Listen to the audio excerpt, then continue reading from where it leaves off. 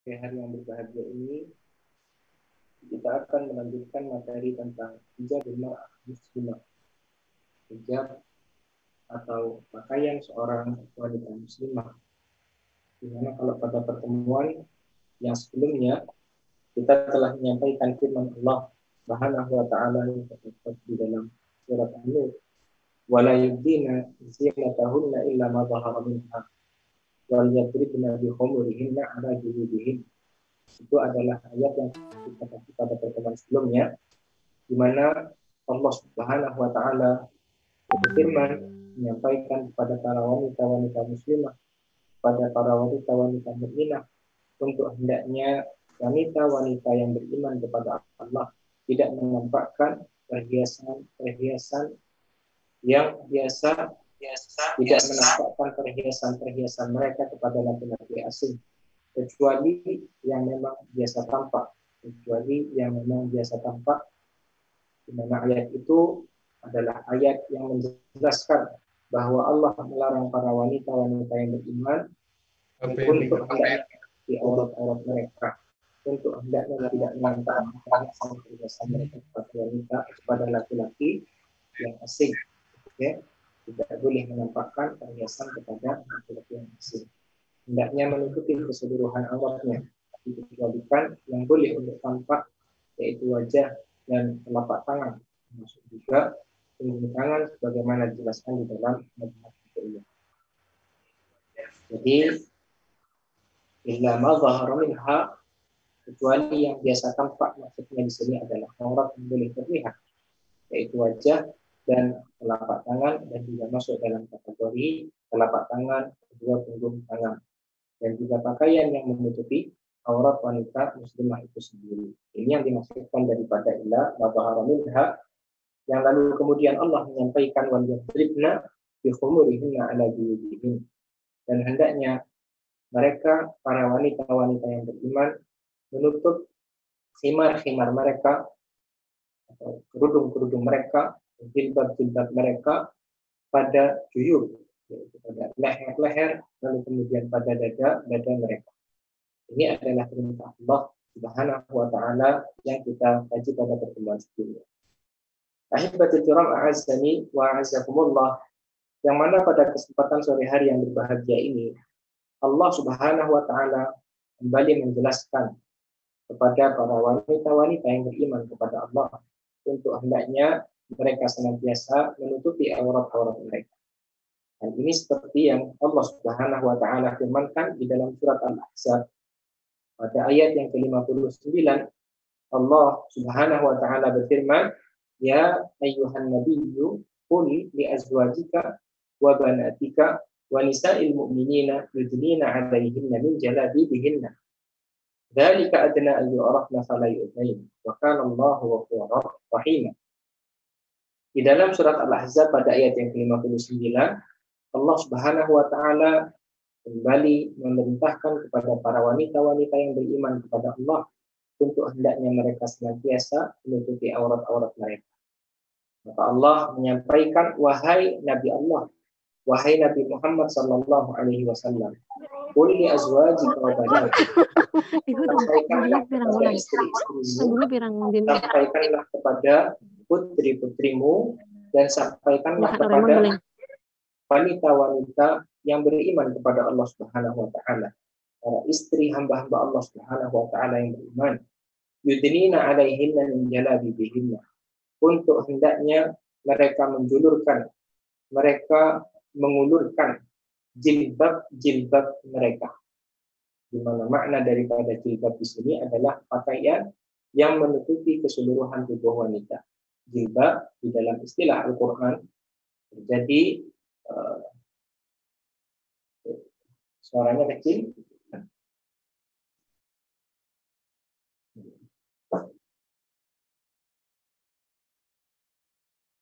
Baik, seharusnya sudah terdengar insyaallah. Ahibatul kiram, a'azzani wa a'azzakumullah. Maka di dalam surat Al-Ahzab tadi Allah memerintahkan kepada Nabi sallallahu alaihi wasallam untuk Nabi menyampaikan kepada istri-istrinya, menyampaikan kepada putri-putrinya, menyampaikan kepada para wanita-wanita yang beriman kepada Allah Subhanahu wa taala atau kepada istri-istri hamba-hamba Allah Subhanahu wa taala yang beriman untuk hendaknya mereka menjulurkan jilbab-jilbab mereka. Di mana makna daripada jilbab dimaksudkan di dalam firman Allah Subhanahu wa taala bagaimana disampaikan oleh sebagian mufassirin adalah yang dimaksudkan kain atau pakaian yang menutupi keseluruhan wanita muslimah dari bagian kepalanya sampai bagian kakinya. Nah, maka pakaian yang menutupi wanita muslimah tersebut dan ini dinamakan dengan jilbab. Ahibatul kiram a'azzani wa a'azzakumullah. Yang lalu kemudian Allah menyampaikan dzalika adna ayu arafna fala yu'zain. Yang demikian ini akan lebih mudah untuk dikenali. Maksud daripada firman Allah di dalam surat Al-Ahzab ini, ayat ini diturunkan oleh Allah Subhanahu wa taala kepada para wanita-wanita beriman di zaman Nabi sallallahu alaihi wasallam. Di mana dahulu para sahabat-sahabat Nabi ataupun para sahabiat mereka tidak memiliki kamar mandi di rumah-rumah mereka. Maka mereka untuk menunaikan hajat mereka harus keluar dari rumah-rumah mereka di malam hari. Nah, maka dalam keadaan ini ada orang-orang sesat, orang-orang yang tidak takut kepada Allah, orang-orang munafikun yang mana mereka menggoda para wanita-wanita yang keluar di malam hari untuk menunaikan hajat-hajat mereka, untuk membuang hajat-hajat mereka. Nah, maka dalam keadaan ini Allah Subhanahu wa taala memerintahkan kepada para wanita-wanita yang beriman untuk hendaknya mereka menutupi aurat-aurat mereka. Dikarenakan yang demikian ini akan lebih mudah untuk mereka dikenali. Dalam artian dikenali di sini, dikenali sebagai wanita-wanita yang afifat, wanita-wanita yang menjaga kehormatan dirinya, wanita-wanita yang beriman kepada Allah, wanita-wanita yang menutupi aurat mereka, wanita-wanita yang merdeka. Dikarenakan wanita-wanita di zaman Nabi Shallallahu Alaihi Wasallam yang menutupi aurat-aurat mereka secara sempurna adalah menunjukkan bahwa mereka adalah wanita merdeka, wanita yang beriman kepada Allah Subhanahu Wa Taala, wanita yang afifah. Ini yang membedakan antara mereka dengan para imam, dengan para hamba-hamba sekalian, dengan para hamba-hamba sekalian. Ahibatul kiram a'azzani wa a'azzakumullah. Inti daripada firman Allah Subhanahu wa taala di dalam surat Al-Ahzab ini adalah Allah memerintahkan kembali kepada para wanita-wanita yang beriman kepada Allah untuk hendaknya senantiasa menjaga diri-diri mereka untuk menutupi aurat-aurat mereka. Ahbabi wa zumala'i a'azzani wa a'azzakumullah. Maka muncul pertanyaan, kenapa kok sampai seperti itunya Allah Subhanahu wa taala memerintahkan kepada para wanita-wanita yang beriman untuk mereka menutupi aurat-aurat mereka? Nah, maka hendaknya disadari oleh tiap-tiap ustazah, oleh tiap-tiap guru perempuan ataupun ustaz-ustaz akan istri-istri mereka bahwa yang namanya wanita pada hakikatnya adalah fitnah, terutama bagi para laki-laki. Wanita, bagaimana dijelaskan oleh Nabi Shallallahu Alaihi Wasallam, adalah fitnah. Bahkan fitnah wanita ini adalah fitnah yang paling besar dari keseluruhan fitnah dunia. Disampaikan oleh Nabi Shallallahu Alaihi Wasallam di dalam riwayat Bukhari dan Muslim, di mana beliau bersabda, "Ma taraktu ba'di fitnatan hiya adarru 'ala rijali minan nisa." Aku tidaklah meninggalkan fitnah sepeninggalanku yang paling berbahaya, yang paling menggelincirkan bagi para laki-laki melebihi fitnah wanita. Nabi secara jelas di dalam hadis ini menyampaikan bahwa bagi para laki-laki fitnah yang paling besar dari fitnah harta, dari fitnah anak keturunan, dari fitnah yang namanya kendaraan, jauh daripada fitnah-fitnah itu semua, yang paling dahsyat pengaruhnya bagi para laki-laki, kata Nabi Shallallahu Alaihi Wasallam, adalah fitnahnya para wanita. Jadi memang yang namanya hubbun nisa, mencintai wanita, ini sesuatu yang difitrahkan oleh Allah Subhanahu wa taala kepada para laki-laki. Oleh karenanya ini adalah alasan pertama. Karena memang yang namanya para wanita ini adalah fitnah. Maka oleh karenanya Allah Subhanahu wa taala perintahkan kepada para wanita-wanita yang beriman untuk hendaknya mereka menjaga kehormatan dirinya, untuk hendaknya mereka senantiasa menutupi aurat-aurat mereka, hingga mereka tidak menjadi salah satu sebab daripada timbulnya fitnah bagi kalangan laki-laki. Di dalam riwayat Tirmidzi, Rasulullah Shallallahu Alaihi Wasallam menjelaskan, al-mar'atu 'awrah, fa idza kharajat istashrafaha syaitan. Wanita itu kata Nabi Shallallahu Alaihi Wasallam adalah aurat, yang mana kalau misalkan wanita itu keluar dari rumahnya, maka yang namanya syaitan itu akan menghiasi wanita tersebut untuk terlihat menggoda, untuk terlihat melawan di hadapan para laki-laki. Ini sebagaimana disampaikan oleh Nabi Shallallahu Alaihi Wasallam, yang mana oleh karenanya hendaknya seorang wanita sekali lagi untuk menjaga hijab syar'i mereka hingga mereka tidak menjadi sebab dari tergelincirnya para laki-laki ke dalam fitnah syahwat, ke dalam fitnah wanita. Dan Nabi Shallallahu Alaihi Wasallam menyampaikan ittaqud dunya wattaqud dunya wattaqun nisa. Wahai para laki-laki, kata Nabi Shallallahu Alaihi Wasallam, hendaknya kalian menjauhi yang namanya fitnah dunia. Hendaknya kalian menjauhi yang namanya fitnah wanita, dikarenakan seperti tadi yang disampaikan oleh Nabi, wanita ini merupakan fitnah yang paling dahsyat bagi para laki-laki. Ahbabi wa zumala'i, a'azzani wa a'azzakumullah. Maka oleh karenanya, sekali lagi yang namanya para wanita-wanita muslimah hendaknya menjaga kehormatan dirinya, hendaknya menjaga pakaian syar'inya ketika mereka hendak keluar dari rumah-rumah mereka untuk menunaikan kebutuhan mereka, hingga mereka menjadi wanita-wanita yang beriman kepada Allah Subhanahu wa taala. Wanita-wanita yang senantiasa berupaya untuk menjaga kehormatan dirinya. Wanita yang senantiasa berupaya untuk tidak menimbulkan fitnah bagi hamba-hamba Allah yang lainnya dari kalangan laki-laki. Ahbabi wa zumala'i azzani wa azzakumullah. Di samping yang namanya para wanita-wanita muslimah untuk hendaknya senantiasa menutupi aurat-aurat mereka, hendaknya seorang wanita muslimah, dan ini juga masuk dalam kategori nasihat ini kepada para ustaz, ya, pada para ustaz untuk hendaknya juga dapat mendidik keluarganya, dikarenakan yang namanya laki-laki memiliki tanggung jawab akan keluarganya. Al-mar'atu war-rajulu ra'in an ahli baitihi. Yang namanya laki-laki ini bertanggung jawab akan keluarganya. Maka ketika nasihat ini disampaikan kepada para ustaz dan ustazah, maka nasihat ini pun juga mencakup kepada para ustaz, dan juga nasihat ini mencakup kepada diri saya pribadi untuk menjaga keluarga dari yang namanya siksa api neraka Allah Subhanahu wa taala. Karena memang Allah menyampaikan, ya ayyuhalladzina amanu qu anfusakum wa ahlikum nar. Wahai orang-orang yang beriman, jagalah diri kalian dan juga jagalah yang namanya keluarga-keluarga kalian dari siksa api neraka Allah Subhanahu wa taala. Nah, maka di antara adab-adab yang disampaikan oleh Nabi Shallallahu Alaihi Wasallam yang hendaknya dijaga oleh para wanita-wanita yang beriman dan juga hendaknya dijaga oleh kaum muslimin, untuk orang-orang dari kalangan laki-laki, orang-orang yang beriman kepada Allah Subhanahu wa taala, dari yang namanya ghaddul basar wa hifdzul furuj, dari yang namanya menundukkan pandangan, dari yang namanya menjaga kemaluan. Ini adalah perintah Allah kepada para laki-laki dan juga perintah Allah Subhanahu wa taala kepada para wanita. Ya ayyuhalladzina wa qul lil mu'minina yaghuddu min absarihim. Allah menyampaikan, sampaikanlah wahai Nabi Muhammad SAW kepada para laki-laki untuk hendaknya mereka menundukkan pandangan-pandangan mereka, wa yahfadzu furujahum, dan hendaknya mereka menjaga kemaluan mereka. Ini perintah Allah kepada para laki-laki.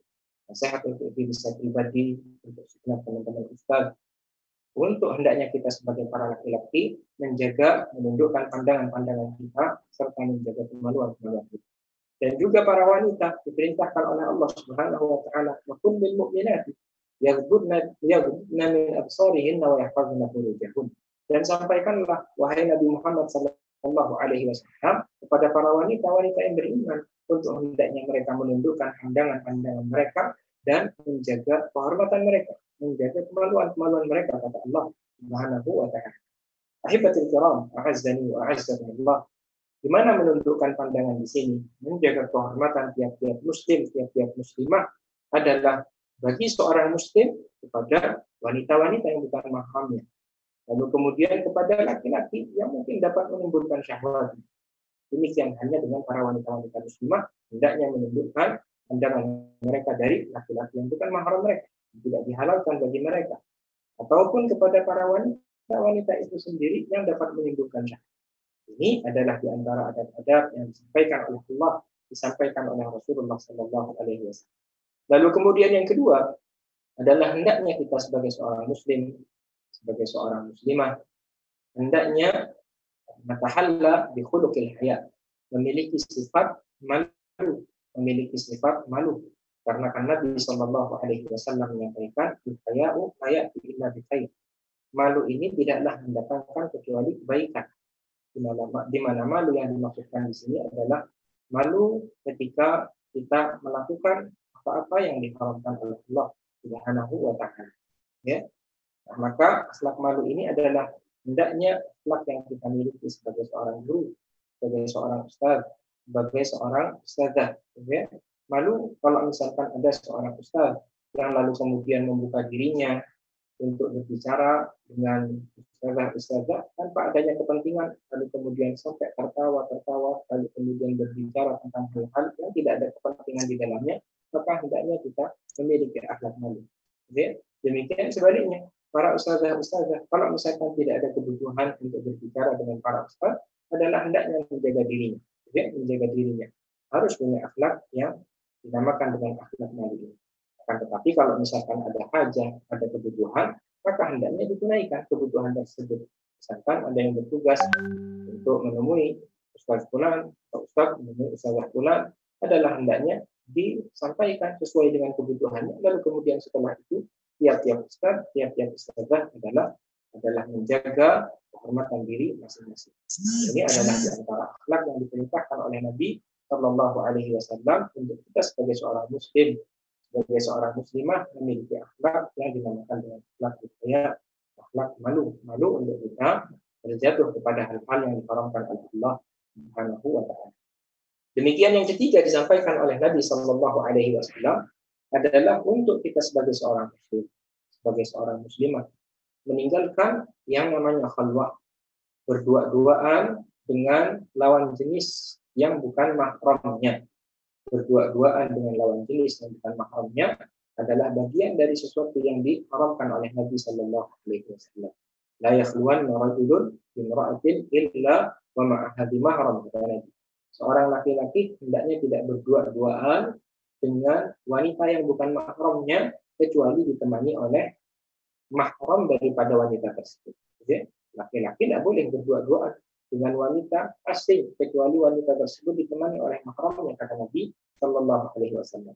Karena ketika seorang ustaz misalkan berdua-duaan dengan seorang ustazah, sementara keduanya ini tidak ada apa-apa, asing, yang laki-laki asing bagi yang perempuan juga asing bagi yang laki-laki, maka orang yang ketiga adalah syaitan.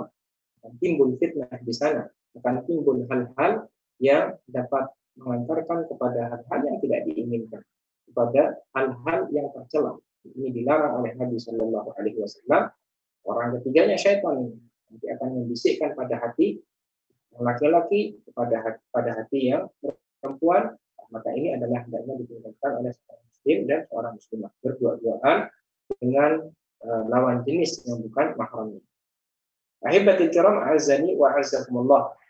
Lalu kemudian yang keempat adalah ikhtilat, bercampur baurnya antara laki-laki dan perempuan sebisa mungkin untuk hendaknya kita menghindari. Campur baurnya antara laki-laki dan perempuan adalah hendaknya kita menghindari sebisa mungkin.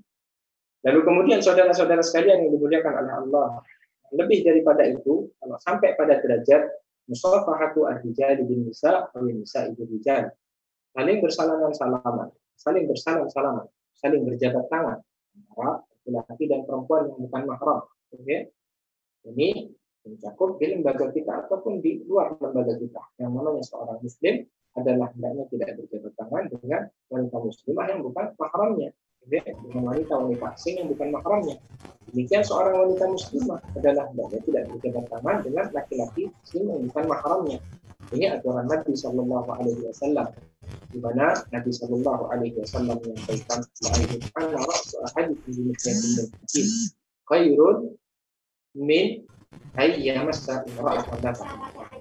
Seseorang, kata Nabi Sallallahu Alaihi Wasallam, kepalanya ditusuk dengan jarum yang terbuat dari besi adalah lebih baik, adalah lebih mudah baginya dibandingkan dengan dia bersentuhan dengan wanita yang bukan mahramnya. Maka di sini menunjukkan bahwa yang namanya bersentuhannya seorang laki-laki dengan wanita-wanita yang bukan mahramnya, wanita-wanita yang asing baginya, sebaliknya wanita laki-laki yang bukan mahram baginya, yang asing baginya, adalah merupakan dosa besar. Dikarenakan Nabi Shallallahu Alaihi Wasallam menyampaikan ancaman di dalam permasalahan. Maka hendaknya kita sebagai seorang guru, sebagai ustaz, sebagai ustazah, sekali lagi hendaknya menjaga yang namanya akhlak malu ini untuk berada pada diri tiap-tiap kita. Kalau ada hajat disegerakan, gitu ya, ada seorang ustaz, ada hajat untuk yang namanya berbicara, mendiskusikan permasalahan-permasalahan lembaga, sekolah, maka didiskusikan, jika memang ada kebutuhan, diselesaikan, lalu kemudian setelah itu masing-masing menjaga kehormatan diri. Demikian di dalam majelis. Di antara adab-adab yang diajarkan oleh Nabi Shallallahu Alaihi Wasallam adalah hendaknya ketika di dalam majelis, Rasulullah Shallallahu Alaihi Wasallam menganjurkan kepada para laki-laki untuk hendaknya para laki-laki itu berada di shaf yang paling terdepan, dan ini adalah shaf yang paling utama bagi para laki-laki. Sementara bagi wanita-wanita muslimah, Nabi Shallallahu Alaihi Wasallam memerintahkan untuk hendaknya mereka berada di shaf yang paling belakang. Ini adalah shaf yang paling baik bagi wanita muslimah. Khairu shufufir rijali awwaluha wa syarruha akhiruha wa khairu shufufin nisa'i akhiruha wa syarruha awwaluha. Nabi Shallallahu Alaihi Wasallam, sebaik-baik shaf yang para laki-laki itu adalah yang berada di paling depan, dan shaf yang paling terburuk bagi laki-laki adalah yang berada di paling belakang. Sebaliknya, bagi wanita-wanita muslimah, shaf yang paling buruk itu adalah yang berada di paling depan, dikarenakan shaf terdepan seorang wanita muslimah ini adalah shaf yang paling dekat dengan para laki-laki. Oke? Jadi kata Nabi, yang paling utama bagi seorang wanita muslimah, shaf itu adalah yang paling belakang, yang paling buruk bagi seorang wanita muslimah adalah shaf yang paling terdepan. Ini di antara adab majelis yang disampaikan oleh Nabi Shallallahu Alaihi Wasallam yang hendaknya dapat kita terapkan di dalam kehidupan kita sebagai guru. Saudara-saudara sekalian yang dimuliakan oleh Allah Subhanahu Wa Taala, kembali kepada pembahasan hijabul mar'ah al-muslimah. Bagaimana tadi kita sampaikan, di antara hal yang hendaknya dijaga oleh tiap-tiap ustazah, tiap-tiap guru perempuan di lembaga kita adalah menjaga diri dengan menutup aurat dengan sempurna. Jadi, menutup aurat dengan sempurna. Dimana kalau pada pertemuan yang lalu kita menyampaikan bahwa di antara syarat-syarat hijabul mar'ah al-muslimah, pakaian seorang wanita muslimah adalah yang pertama. Pakaian wanita muslimah itu adalah hendaknya pakaian yang menutupi keseluruhan tubuhnya. Pakaian yang menutupi keseluruhan tubuhnya. Lalu kemudian yang kedua, dikecualikan ya, kalau pada poin yang pertama yang boleh untuk tampak yaitu wajah, lalu kemudian kedua telapak tangan masuk di dalamnya kedua punggung tangan. Lalu kemudian yang kedua, ahibatul kiram, azzani wa azzakumullah, hendaknya pakaian wanita muslimah ini adalah pakaian yang bukan perhiasan secara zahir.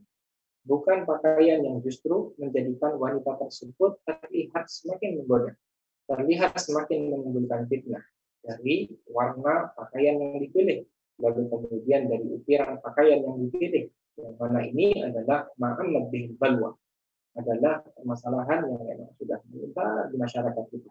Maka hendaknya tiap-tiap ustazah menjaga dirinya dari hal-hal yang dapat menimbulkan fitnah. Pilih warna-warna yang gelap, pilih warna-warna yang tidak menimbulkan fitnah, seperti warna hitam, coklat tua, warna dongker, warna hijau tua, warna-warna yang ketika digunakan oleh seorang wanita muslimah lalu tidak menjadikan mata-mata para laki-laki menoleh padanya.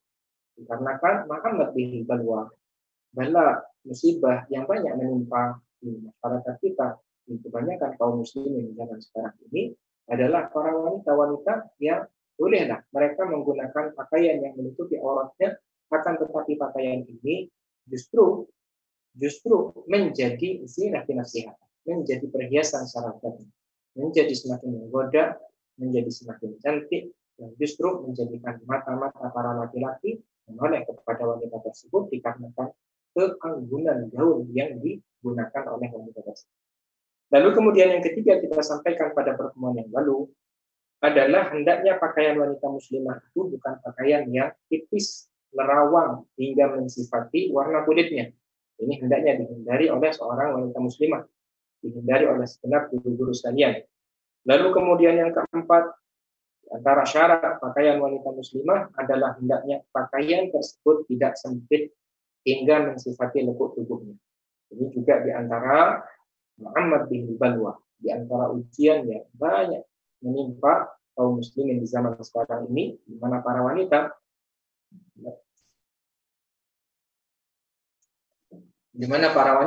di zaman sekarang ini banyak di antara mereka yang keluar dengan menggunakan celana, dengan menggunakan kaos, dengan menggunakan kemeja ketat yang mensifati lekuk tubuh mereka, maka ketahuilah yang demikian itu sesuatu yang diharamkan di dalam Islam. Seperti yang kita sampaikan pada pertemuan sebelumnya, Nabi Shallallahu Alaihi Wasallam menyampaikan di antara dua golongan yang tidak akan masuk surga, bahkan tidak dapat mencium baunya surga, adalah nisa'un kasiyatun 'ariyat, adalah wanita-wanita yang mana mereka itu berpakaian, akan tetapi pada hakikatnya mereka tidak berpakaian. Pada hakikatnya mereka tidak berpakaian tapi telanjang. Ada kain yang menutupi tubuhnya, akan tetapi kain tersebut adalah kain yang mensifati lekuk tubuh wanita tersebut. Makanya, oleh karenanya, tiap-tiap guru al-irsyad adalah hendaknya menghindari hal yang demikian. Ini adalah poin keempat dari syarat pakaian wanita muslimah, hendaknya pakaian tersebut bukan pakaian yang sempit yang mensifati lekuk tubuh. Lalu kemudian yang kelima adalah hendaknya pakaian seorang wanita muslimah tidak ditaburi minyak wangi padanya. Oke? Kita pernah menyampaikan pada semester sebelumnya, seorang wanita muslimah boleh untuk menggunakan wangi-wangian dengan catatan yang boleh untuk digunakan oleh seorang wanita muslimah adalah wangi-wangian yang tidak menimbulkan bau yang dapat menimbulkan fitnah. Beda dengan laki-laki. Laki-laki diperbolehkan untuk menggunakan wangi-wangian apapun itu, tapi bagi seorang wanita muslimah adalah hendaknya membatasi. Ya, jangan sampai yang namanya wangi-wangian ini menjadi wangi-wangian yang kalau misalkan dia berjalan melewati orang lain, lalu kemudian wangi-wangian itu tercium oleh orang lain. Dan ini oleh Nabi Shallallahu Alaihi Wasallam disifati sebagai zania, para wanita-wanita yang pada pakaiannya ataupun pada tubuhnya menggunakan wangi-wangian yang dapat menimbulkan fitnah, yang dapat menjadikan para laki-laki tergugah syahwatnya, adalah bagaikan para wanita-wanita berzina, ya kan? Bila bagaimana disampaikan oleh Nabi Sallallahu Alaihi Wasallam. Lalu kemudian yang keenam adalah hendaknya pakaian wanita muslimah adalah pakaian yang tidak menyerupai pakaian laki-laki. Pakaian yang tidak menyerupai pakaian laki-laki. Seperti hanya kaos, ya, misalkan celana, adalah hendaknya dihindari oleh seorang wanita muslimah. Lalu kemudian yang ketujuh adalah hendaknya pakaian wanita muslimah tidak menyerupai pakaian wanita-wanita kafir, tidak menyerupai pakaian wanita-wanita kafir. Lalu kemudian yang kedelapan adalah hendaknya pakaian wanita muslimah bukan termasuk pakaian syuhrah, bukan termasuk pakaian yang aneh, pakaian yang tidak umum digunakan dari hijab-hijab syar'i di mana dia berada. Ahibatil kiram, azani wa azakumullah. Maka ini adalah materi yang dapat kita sampaikan pada kesempatan sore hari yang berbahagia ini. Di mana kesimpulan dari apa yang disampaikan, Allah memerintahkan kepada para wanita-wanita yang beriman untuk hendaknya mereka mengikuti aurat-aurat mereka. Di samping seorang wanita muslimah diperintahkan untuk mengikuti aurat-aurat mereka, adalah hendaknya juga menjaga adab-adab dan akhlak-akhlak yang diajarkan oleh Allah, diajarkan oleh Rasulullah Sallallahu Alaihi Wasallam, dan ini menyeluruh untuk para laki-laki dan juga untuk para wanita muslimah. Dari menundukkan pandangan dan menjaga kehormatan dirinya dari yang namanya memiliki sifat malu, yang laki-laki ataupun yang perempuan, dari yang namanya meninggalkan khalwah, berdua-duaan dengan laki-laki yang bukan mahram atau laki-laki yang berdua-duaan dengan wanita yang bukan mahramnya. Lalu kemudian yang keempat adalah menghindari ikhtilaf, campur baurnya antara laki-laki dan perempuan. Lalu kemudian yang kelima adalah menghindari yang namanya bersentuhan kulit dengan kulit antara laki-laki dan perempuan yang bukan mahramnya atau yang asing. Lalu kemudian yang keenam adalah menjaga adab dalam majlis. Untuk yang laki-laki hendaknya senantiasa berada di saf yang terdepan, di mana ini adalah saf terbaik mereka. Lalu kemudian wanita, saf terbaik mereka adalah saf yang paling belakang. Saf yang paling belakang, sementara saf yang terburuk bagi wanita adalah saf yang terdepan. Lalu kemudian tadi kita juga menyampaikan syarat pakaian wanita muslimah. Yang pertama adalah hendaknya mengikuti keseluruhan tubuh. Dan kemudian yang kedua adalah hendaknya pakaian tersebut bukan pakaian yang menjadi perhiasan secara zahir. Lalu kemudian yang ketiga bukan yang merawang hingga mensifat warna kulitnya. Yang keempat bukan yang sempit hingga mensifati lekuk tubuhnya. Lalu kemudian yang kelima adalah hendaknya tidak menggunakan wangi-wangian yang dapat menimbulkan fitnah. Lalu kemudian yang keenam adalah hendaknya tidak menyamai laki-laki. Lalu kemudian yang ketujuh tidak menyamai perempuan-perempuan kafirah. Lalu kemudian yang terakhir bukan termasuk syuhrah, bukan termasuk pakaian-pakaian yang ahbabil zumala'i azan wa azzakumullah. Ini adalah materi yang dapat kita bagi pada kesempatan hari yang berbahagia ini. Semoga Allah senantiasa membimbing kita untuk senantiasa berada di jalan Allah Subhanahu wa taala. Terus dikarenakan berpegang teguh kepada agama Allah Subhanahu wa taala bukanlah perkara mudah yang dapat dilakukan begitu saja. Akan tetapi perlu yang namanya mujahadah, perlu yang namanya bersungguh-sungguh di dalam menjalankan Allah Subhanahu wa taala. Capek ya capek, lelah ya lelah, akan tetapi balasannya adalah surga Allah Subhanahu wa taala. Ini adalah materi yang dapat kita kaji pada kesempatan sore hari yang berbahagia ini. Aku qouli hadza wa astaghfirullah li wa lakum innahu huwal ghafurur rahim. Assalamualaikum warahmatullahi wabarakatuh. Ada yang ditanyakan? Ini persilakan.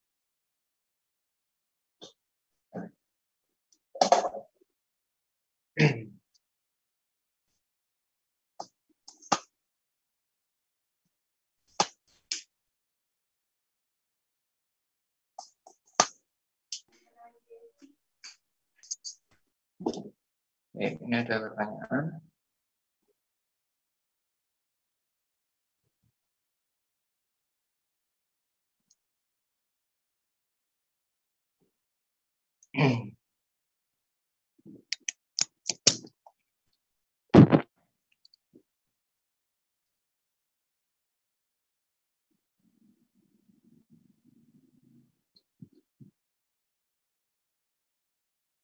Jadi ini ada pertanyaan, Ustadz, kalau seandainya berbicara dengan teman guru atau Ustadz tanpa hijab atau penghalang, langsung berhadapan apa tidak dosa Ustadz? Dan kadang saya menganggap biasa karena Ustadznya usianya lebih muda, jadi seperti teman biasa saja. Yang kedua, kalau bersalaman dengan yang bukan muhrim, tapi sudah dari kecil diasuh dan seperti anak sendiri, apakah boleh? Oke, ini pertanyaannya. Hendaknya menjaga kehormatan dirinya dengan sebaik mungkin ya. Jadi diperbolehkan untuk berbicara dengan lawan jenis jika memang ada kebutuhan. Jika memang ada kebutuhan, gitu ya. Dengan tetap menjaga adab-adab seperti malu, gitu ya. Lalu kemudian menundukkan pandangan, lalu kemudian tidak berbicara secara berlebihan. Jadi kalau sudah selesai hajatnya, ya sudah. Lalu kemudian bersalaman dengan laki-laki yang bukan mahram, tapi sudah dari kecil diasuh dan seperti anak sendiri, apakah boleh? Hukumnya sama. Hukumnya sama. Jawabannya adalah tidak diperbolehkan. Ustaz, bagaimana hukumnya seorang yang menjadi pengantin yang umumnya memakai make-up berlebih, berpakaian ketat dan dilihat banyak orang? Jika dilarang, bagaimana solusinya Ustaz? Terima kasih. Nah, ini adalah sesuatu yang menyebar di masyarakat kita ya, dan merubahnya memang tidak semudah yang kita bayangkan, gitu ya. Mana pengantin di hari pernikahannya biasanya menggunakan pakaian ketat, lalu kemudian menggunakan make up yang masya Allah, yang menjadikan wanita tersebut sangat-sangat cantik menawan. Maka yang seperti ini tentunya menyelisihi tuntunan Allah Subhanahu wa taala dan Rasul-Nya, ya. Maka hendaknya kita memulai dari diri kita sendiri, gitu ya. dari keluarga kita. Kalau misalkan di pernikahan kita sendiri pun juga belum berhasil menerapkan yang syar'i, maka diupayakan anak-anak keturunan kita ketika mereka menikah sudah dikenalkan akan agama Allah Subhanahu wa taala, ya. Assalamualaikum Ustaz, bagaimana jika seorang wanita memilih tidak menggunakan wewangian namun hal tersebut mencium bau badan dari dirinya dan hal itu mengganggu orang lain, maka bagaimana sebaiknya Ustaz? Seorang wanita diperbolehkan untuk menggunakan wangi-wangian, akan tetapi wangi-wangian yang tidak tercium oleh orang, ya. Jadi kalau misalkan menggunakan deodoran, misalkan, ya tidak ada masalah. Pilih wangi-wangian daripada deodoran yang tidak tercium hingga orang lain. Karena kalau misalkan tercium baunya juga, ya akan mengganggu orang lain. Tentunya akan mengganggu orang lain. Jadi jawabannya adalah boleh untuk menggunakan wangi-wangian dengan kadar yang tidak sampai tercium oleh orang lain.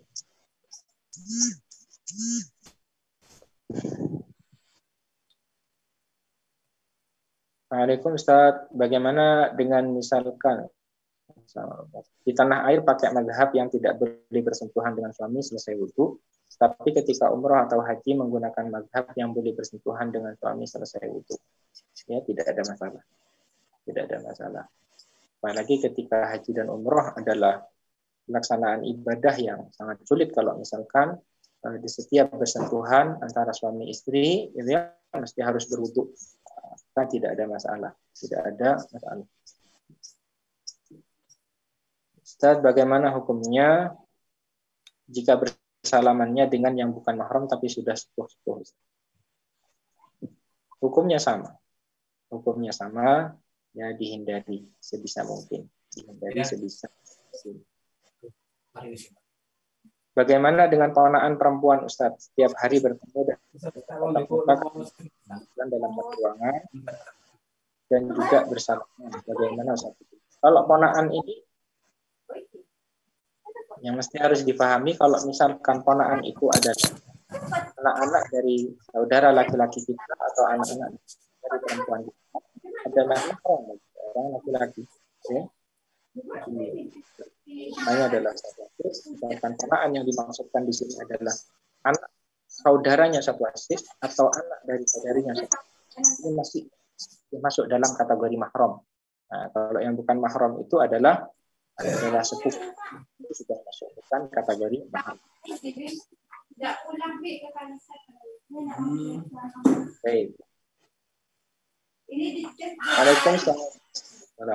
Izin bertanya, apabila ada seorang wanita yang lebih tua dari kita dan tidak memakai hijab, bagaimana kita mengingatkan wanita tersebut bahwa memakai hijab itu untuk wanita muslimah itu wajib, dan di sisi lain kita lebih mudah karena merasa kurang.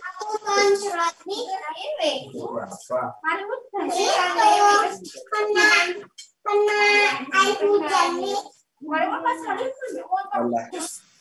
Ya ada banyak.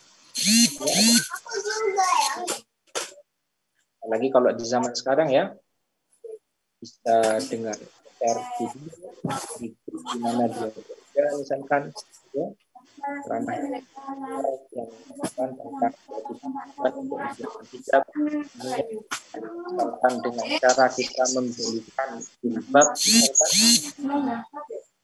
dengan cara memberikan jilbab kita memberikan baik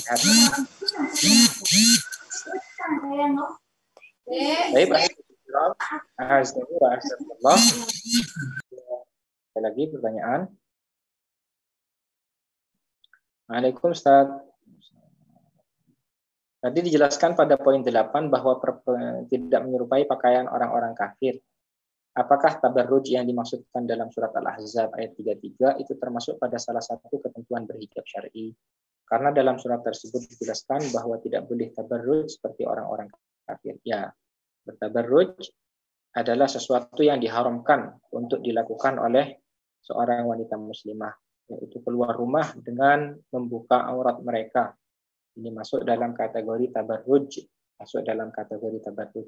Jadi kalau orang-orang kufar, mereka tidak ada keharusan untuk yang namanya menutupi aurat mereka. Maka kalau misalkan seorang wanita muslimah mengikuti gaya mereka di dalam berpakaian, gitu ya, mengikuti style-style mereka, maka ini masuk dalam kategori tabarruj yang diharamkan oleh Allah Subhanahu wa taala. Wala tabarrajna tabarrujal jahiliyatil ula.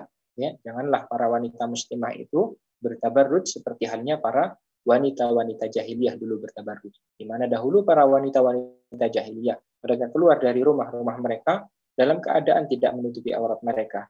Ya, dalam keadaan tidak menutupi aurat mereka, membuka leher-leher mereka, betis-betis mereka, lengan-lengan mereka, sesuatu yang banyak terjadi di masyarakat kita di zaman sekarang ini. Jadi menyerupai orang-orang kafir yang masuk dalam kategori tabarruj seperti yang dilarang oleh Allah Subhanahu wa taala. Assalamualaikum warahmatullahi wabarakatuh. Bagaimana menyikapi tentang aturan di dunia kerja jika itu tidak sesuai dengan nilai Islami, sedangkan sebagai karyawan harus mengikuti aturan yang berlaku di perusahaan tersebut? Mala yutraku kulluhu fala yutraku julluhu. Yang tidak bisa dilakukan secara keseluruhan, jangan semuanya ditinggalkan. Jangan semuanya ditinggalkan. Sebisanya pelajari agama Allah Subhanahu wa taala, lalu kemudian diterapkan sesuai dengan kemampuan yang dia mampu, sesuai dengan kemampuan yang dia mampu. Belajar akan agama Allah Subhanahu wa taala. Ya. Ustaz, kalau kaki apakah wajib menggunakan kaos kaki? Kadang saya kalau keluar di sekitar lingkungan tidak menggunakan kaos kaki. Intinya adalah hendaknya ditutupi. Ya, kalau misalkan tidak menggunakan kaos kaki, ya hendaknya pakaiannya adalah pakaian yang menjulur. Pakaian yang menjulur yang menutupi kaki-kakinya. Kalau misalkan tidak menggunakan kaos kaki, lalu kemudian pakaian yang digunakan adalah pakaian yang membuka sebagian betisnya, maka tentunya hal ini membuka aurat dia, membuka auratnya. Maka hendaknya ditinggalkan, ya, karena kaki merupakan bagian daripada aurat yang hendaknya ditutupi. Oke. Insya Allah. Apakah harus panjang sampai ke tanah pakaiannya? Dianjurkan. Misalnya, bagi seorang wanita muslimah pakaian panjang sampai menyentuh tanah adalah dianjurkan.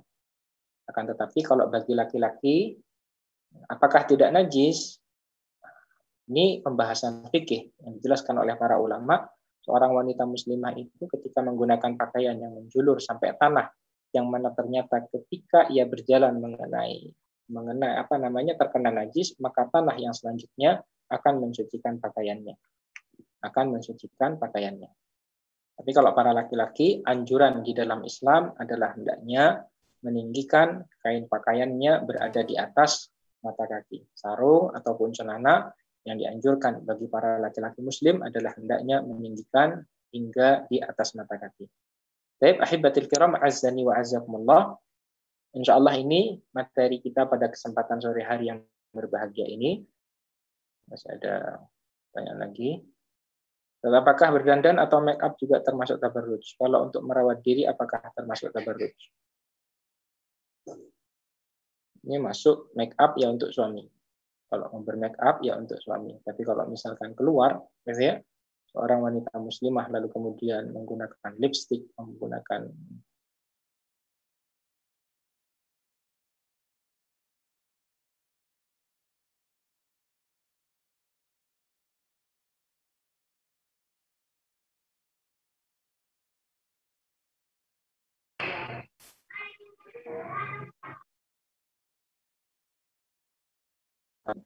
Oke, insya Allah kita cukupkan sampai di sini, teman-teman sekalian yang dimuliakan oleh Allah. Kita di perjumpaan kita